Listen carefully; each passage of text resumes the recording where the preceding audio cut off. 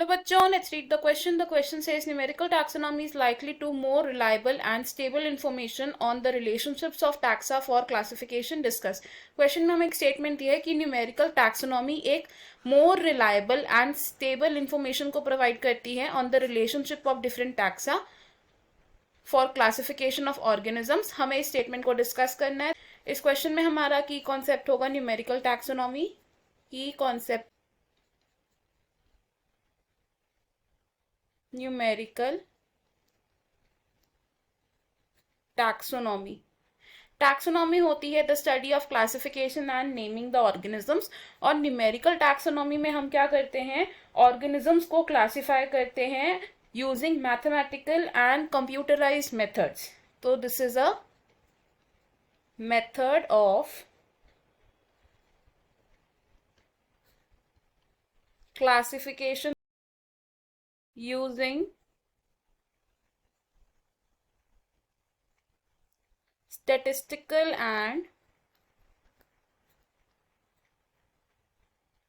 computerized techniques. अब numerical taxonomy को हम फिनेटिक्स या फिर टैक्सोमेट्रिक्स भी कह सकते हैं. इट इज ऑल्सो कॉल्ड फिनेटिक्स या फिर टैक्सोमेट्रिक्स. अब न्यूमेरिकल टैक्सोनॉमी में हम क्या करते हैं, सबसे पहले तो एक ऑपरेशनल यूनिट को सिलेक्ट करते हैं. First is selection of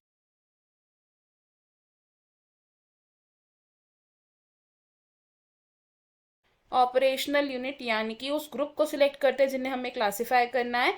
and operational unit को सिलेक्ट करने के बाद हम सिलेक्ट करते हैं वो कैरेक्टर्स जो कॉमन है between the operational units. And then statistical analysis की एप्लीकेशन और कंप्यूटराइज मेथड से हम ऑर्गेनिजम्स को डिफरेंट ग्रुप्स में असाइन करते हैं. Application of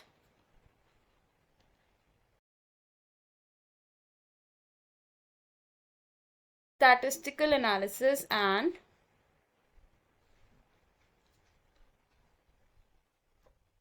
computerised methods organisms की क्लासिफिकेशन की जाती है. इस क्लासिफिकेशन सिस्टम में नंबर ऑफ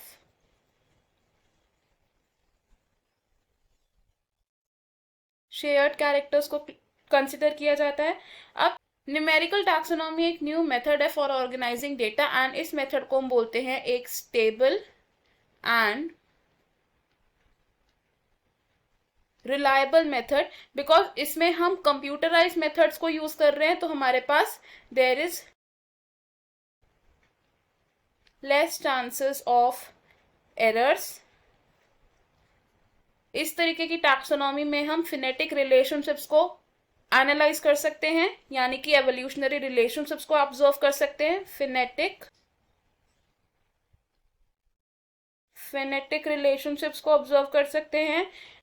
और इस तरीके की टैक्सोनॉमी में हमारा जो डेटा है वो स्टेबल होता है because there is no variation in characters observed.